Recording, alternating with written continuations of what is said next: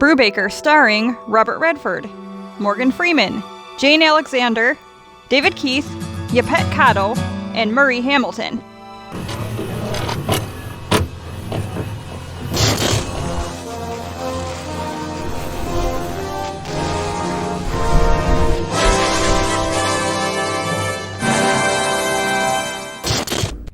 Well, Sherry, here it is. It's your pick.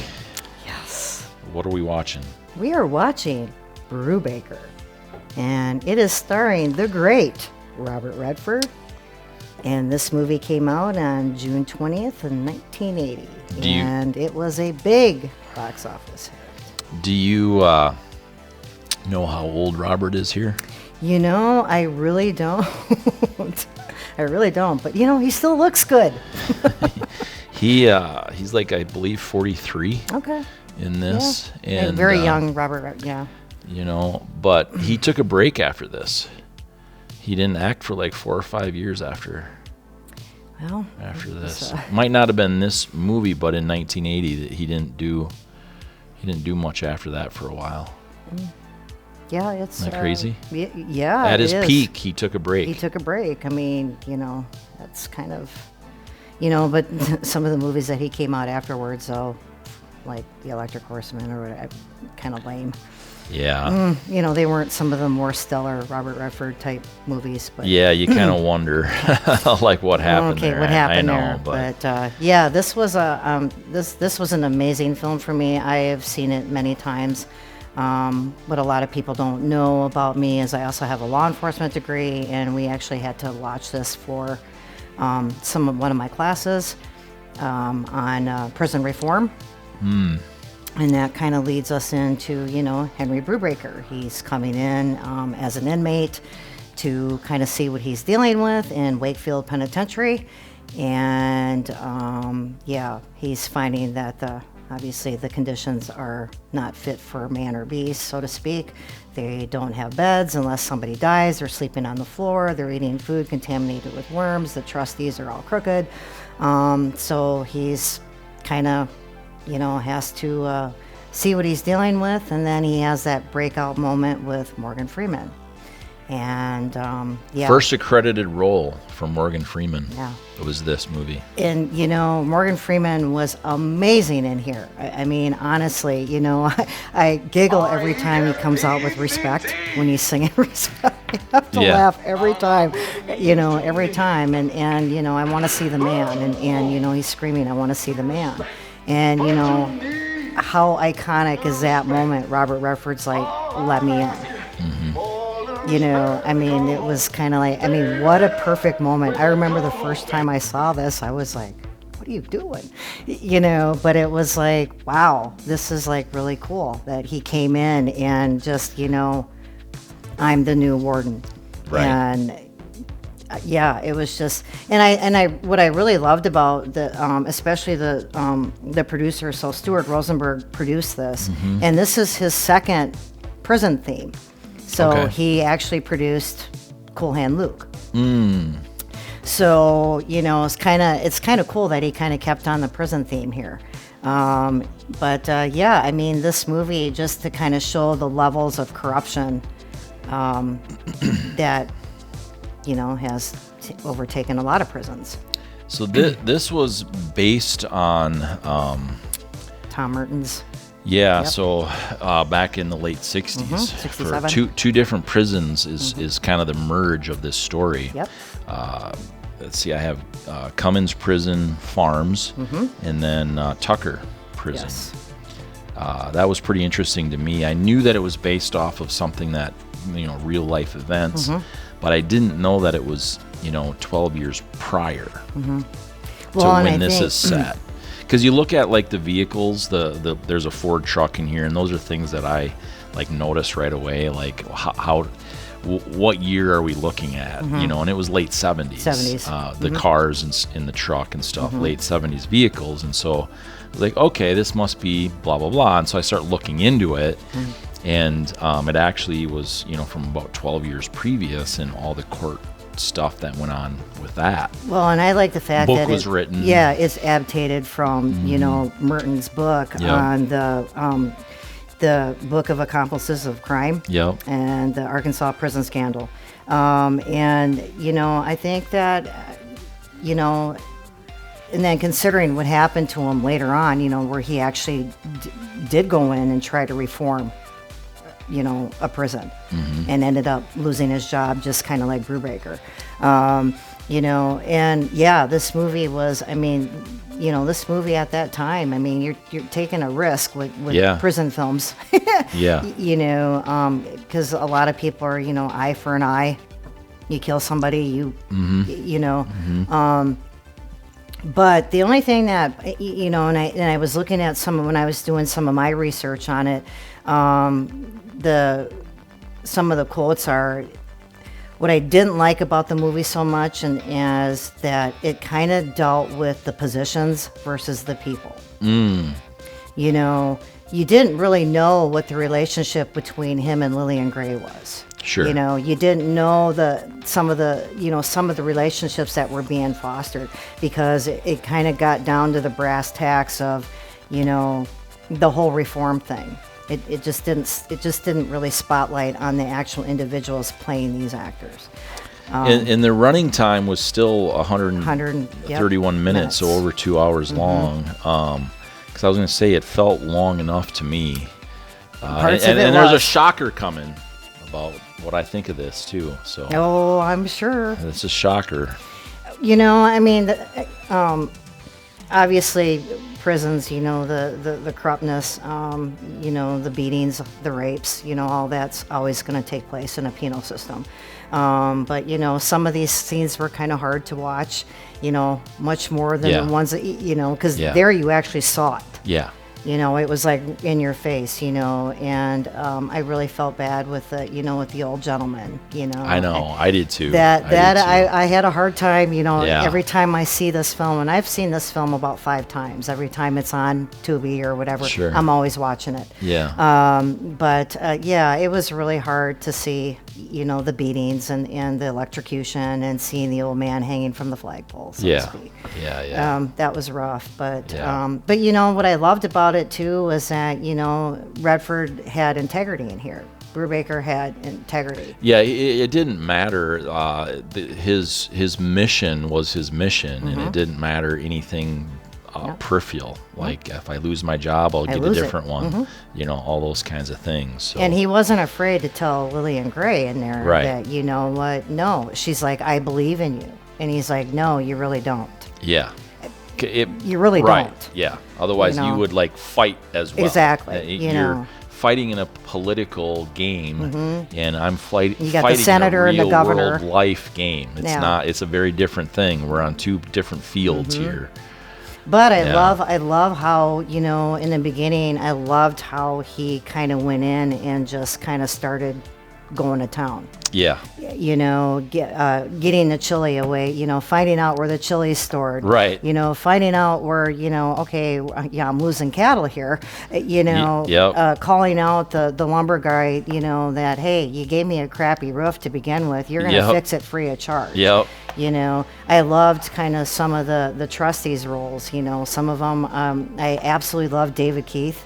Yes, I loved him. That was cool. Oh my it was God, cool to see him. I'm like, he came on, and I was like, what? David Keith. I loved David Keith in this movie. I thought he was absolutely hilarious. Just defiant, and but yeah, and the Coombs, the black trustee. I mean, honestly, just kind of. Some of these characters are really good, but like I said, I have to say that, even though he didn't have a real long role in it, would have been Morgan Freeman. Yeah. That was kind of the tipping edge for me. Yeah. Do you remember if if I say the name, he was Dickie Combs, you remember him? He played a Bond villain in Live and Let Die. Oh, really? Kananga. Oh. And so, which Live and Let Die would have been a few years before this. Yeah. And so, wow. When he came on too, I was like, I think the early 70s Live and Let Die came out. Yeah, it came out, yeah. I'm like, Kananga. Yeah, I didn't I named one of my dogs when I was young after Kananga. Nice. So, Nice. yeah. I mean, Kananga and I go back a ways. Yeah, and like I said, and I've seen David Keith, and, he's one of those great actors that can just kind of fit himself into every role, but I really loved him in this one. I mean, he just, he really stands out. But yeah, it just definitely, I don't know if you actually saw, this movie really mimicked to me too The Last Castle. With James Gandolfini and Robert Redford, very much mimicked. I did see that. Yes, yes, that's true. Yeah, I didn't think about that. Very much mimicked this, where they're all clapping at the end. Yep. So it's kind of, this did get an Oscar nominee. It did. It for actually a screenplay. Academy Award. It did. It got a. Yep. Didn't get it. It was nominated. It was nominated for Best Original Screenplay. Yeah. And hey, but what an honor to actually be even in the nominating. Oh, for sure. Especially with a prison especially type. Screenplay. Yeah, I mean, absolutely. And with this topic, and this is a hot topic. Yeah, and they did so.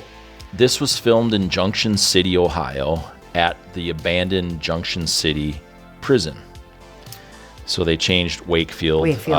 Junction City was founded in 1904 and stuff like that, and they called it Wakefield for the film and whatever. But they actually had, at any given time, 1,000 former convicts for extras in this film. That crazy? That is crazy. Yeah. That is crazy. Yeah. 1,000. Yeah. But you see it in like the clapping scene, and you see it in some of the different barracks and stuff like that. Yeah, Makes a lot of sense. You got to have a lot of, you definitely have a, and I think that, like this scene here where, they're having to pay for their medical care. Right. They're having to pay for, any privileges that they get. You're coming from an era too where, like I was saying earlier, you do the crime, you do the time. You shouldn't have any creature comfort, so to speak. I agree with you. Shouldn't have any creature comforts, but you should be treated like a human being. A human. Absolutely. Absolutely. When you're in the hole, you should be able to come up for air for an hour. Right. I mean, there's, the argument with some of this kind of stuff is that, human rights means cable TV. It doesn't. No. No. Human rights means you should be fed. You don't need steak and eggs. No. Stuff like that. I mean, for an occasion, okay. Yeah. But you don't need worms in your food. No, exactly. Absolutely. The crookedness of what it was is absolutely insane. And to expose it like they did was, I mean, you got to put your hands together for that one. Yeah. Well, and what I liked about it too is that, he does what any good person should, you need somebody to make you, especially like within your job, you don't necessarily need to have the money to make your job enjoyable. But if you're given a certain amount of delegation and you're getting some sort of sense of worth, and I think that's what he tried to do when he tried to set up the committees. Yes. That was huge. Let every man feel some sort of worth. Yes. You have a say-so in what's going to be happening with you. Yes. So I really like the fact that he tried to empower his prisoners a little bit. But like everything else, it's going to come down to the bottom line. It's going to come down to finances. It's going to come down to money. There's only certain things that you're budgeted to have. Yeah. Exactly. You're not going to get that painted yellow. Right. Exactly. Morgan Freeman wanted. Right. You're lucky if you're going to get their roof repaired, which they weren't. They're going to have to find a way to do it themselves. Yeah. Robert Redford finds out that, they've paid all this money, yet they have no equipment. Right. On their prison. Yeah.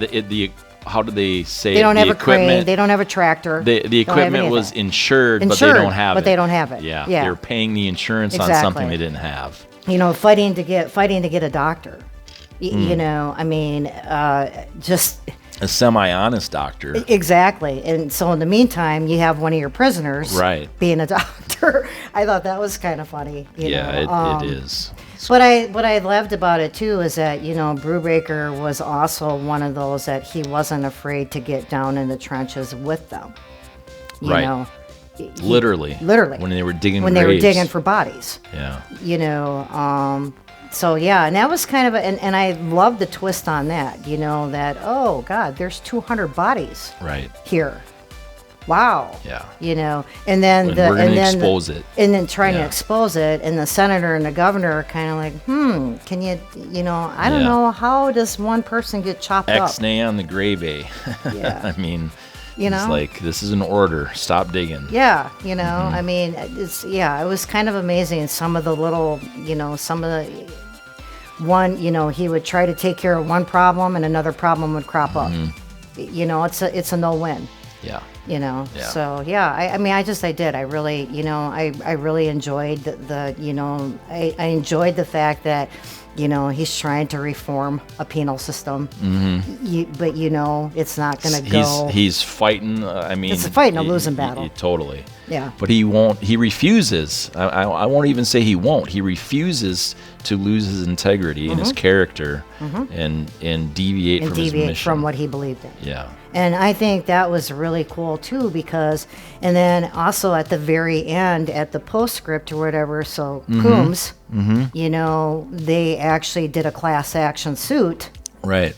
and won. Yep. You know, and Yep. I mean, so that was that, you know, that yes, we are living in unbearable, you know, you are totally going against somebody's civil rights. Yep. You know, so I mean, I do really, you know, I really kind of enjoyed that. But there again, too, you know, I'm kind of it's a losing battle. Yeah. You're never Yeah, going to get to where, you have one guy coming in to try and make a little bit of change, but kind of at the very end, you got that new warden coming in saying, this is how it's going to be. Yeah. You know, kind of like the cool hand Luke, you know, we have Yeah. a failure to communicate. Right. You know? Right. I mean, so yeah, I don't think it's ever going to change. But, you know, I really enjoyed it. Are you ready for the shocking I news? am ready for the All right. shocking news. So one of the things that I came across is that this film, Brubaker, they continue to use this in film schools, which I was like, wow. Wow. And this film is often analyzed for its storytelling techniques still today. Wow. Yeah. Did not know that. And while I'm not a great storyteller, I really enjoy good storytelling, and this is a win. This is a big win for me. This film, I really enjoyed it. I really went into it like, what is this? Like, is this another 15 years earlier Shawshank Redemption that's going to be like complete opposite and it's going to be terrible, or what are we looking at here? Because I had zero information about this film before you had sent it. And I started looking into it, and I was extremely skeptical. I'm not gonna lie, and it's not because Thanks, Matt. No, but then it was like, this is exactly why I wanted to do this, because It's a different perspective. it's a totally different perspective, and I would have never watched this movie otherwise. And now this is a movie I will watch again. I'm not going to watch it once a year, No. but I will watch it again gladly. Yeah, because there's different levels, you know. I mean, it's kind of like some of those movies where, you know, it's kind of like you go back and you rewatch it. Oh, I just picked that up. Yes. You know, there's little things on there. Yeah, a lot of people, you know, it's a prison movie. Yeah. You know, Yeah, a lot exactly. of people It's like, aren't going to, another, Right. really? Yeah, You know, exactly. so yeah, I mean, I really enjoyed, I just really enjoyed the vibe of this. And I think Robert Redford did a really great job, not only showing that he could be fair, but he could be empathetic and still maintain his tough persona. Yes. He wasn't going to give any ground. He wanted to make sure that, like one of the senators or whatever had said when he came in, he's like, well, I didn't just show up for 2 days. I was in for 2 years, hard time and stuff like that. So I thought that was good. I thought the one line that he was genius too is that, you know, if the prisoner's running away, shoot him. Yeah. Point blank. Yeah. Shoot him. Just shoot him. Yeah, Yeah. absolutely. You know, I mean, this so- isn't. Yeah, if you're a prisoner and you're running away, this isn't the place to do that. So. Or when he was telling telling the trustee about the old guy, you know, being in for 38 years instead of the original 35. Yeah. You know, no, you can't stay in prison forever. No. Time to go. Yep. You know, even Yeah. though when you're institutionalized, you're used to that way of life.